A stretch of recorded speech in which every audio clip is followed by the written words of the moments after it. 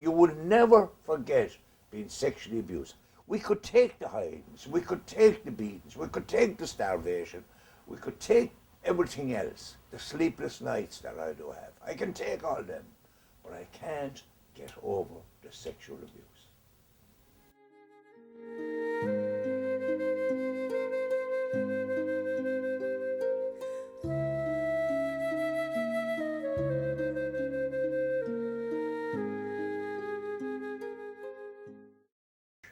We suffered from hunger, malnutrition. We should have been educated because they were called industrial schools.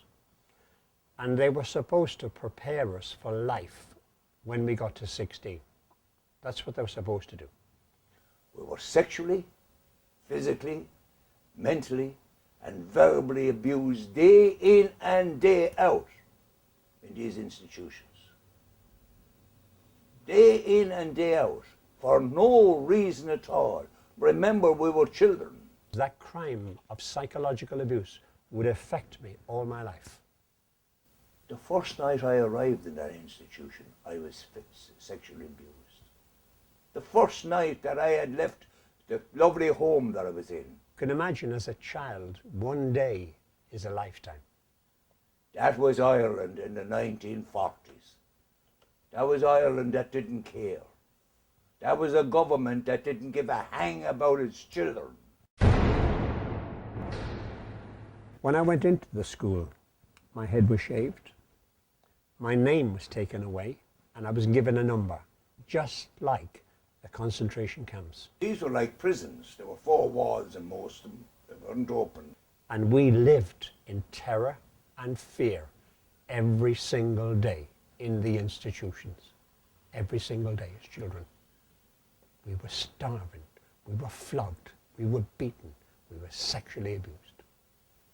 And the mental abuse, non-stop fear, day in, day out, without anybody caring what happened to you.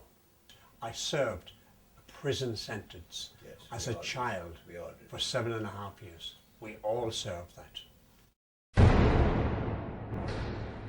When we were educated, we had religious dogma brainwashed into us.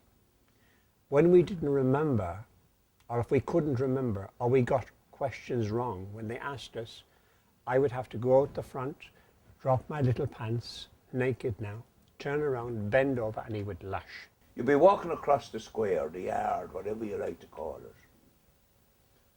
and a brother might just put out his fist like that and hit you across the face and put you tumbling. And you probably hit your head up the stone ground, the concrete ground. Who cared? Nobody. He'd walk away and leave you there. Or you might get a kick up in the backside and put tumbling again. For no reason. I was made to walk up the ladder. And as I walked up the ladder, he got a stick or a strap. And every step I went up, it was lash, lash. They were taken out of bed completely naked, laid across the bed. And they would come with a strap about 2.5 foot long, with steel bars inside it. And they would lay that on any part of your body. Why? Because they were getting sexual satisfaction out of it. They were sadists. They were sadists, these people. They weren't human beings. You could not be a human being and do that to a child. I was a baby. I was no more than a baby. You couldn't do it. There was no one that would stop them being perpetrating sexual abuse on us children. No one. I'll just give you one instance. Of a Saturday evening coming in from the playfield, I was called. Brutally sexually abused. Badly beaten after because he blamed me for what happened. That I was the devil and I was making him do what he done. And the following morning he puts Holy Communion into my mouth at Mass. 1 minute I would have the priest and the brother teaching me about God. And the next minute I would have a brother sexually abusing me. 2, maybe, and 3 brothers and priests would abuse you at one time. have to remember, you're a young girl, and I'm sorry to say this in front of you, but this was inhuman. This was animalistic. And what could we do about it? Nothing. We only went out in the yard and waited for the next person to call us to do the same thing again. And I couldn't talk when I came out of the institution. I could hardly speak. I came out of the institution, I could barely read or write. I could hardly read or write.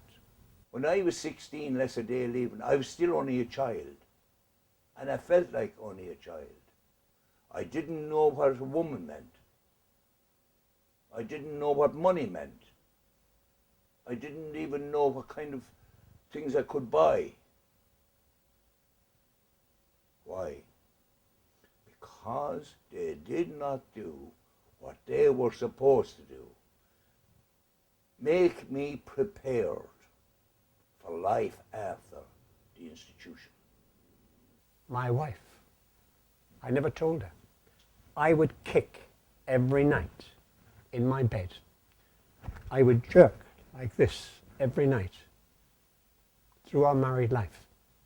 She would cuddle me to calm me down, but I would be kicking and fighting because people were putting their hands under the bedclothes and molesting me. No one, no child ever in this country be abused again. I will do that until the day I die. And if people don't work for me and work with me to do that, I will go on hunger strike to my death. And I mean that as sure as I'm sitting in this chair in this hotel. Because I don't care anymore. I only care for those who were abused. The realization that that was actually happening to me drove me into despair to the point where I really didn't care whether I lived or died. I love my country, and I will always love my country. And I am a Catholic, and I'll always be a Catholic. Whether I go to church or not, I will always be a Catholic. But I will never forgive the people that perpetrated the abuses that was perpetrated upon me and my siblings. The people who committed crimes against me were religious orders and the priests and the nuns. They committed heinous crimes, but they are people. They are people. And they should answer for their crimes. But my relationship with God is personal to me. It is my one-to-one relationship with my Maker. I hope you, as a young girl, and not a native of this country, will never witness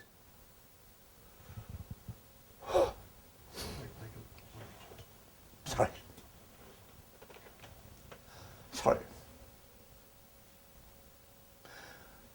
So when I'm talking to you, I see my daughter in front of me.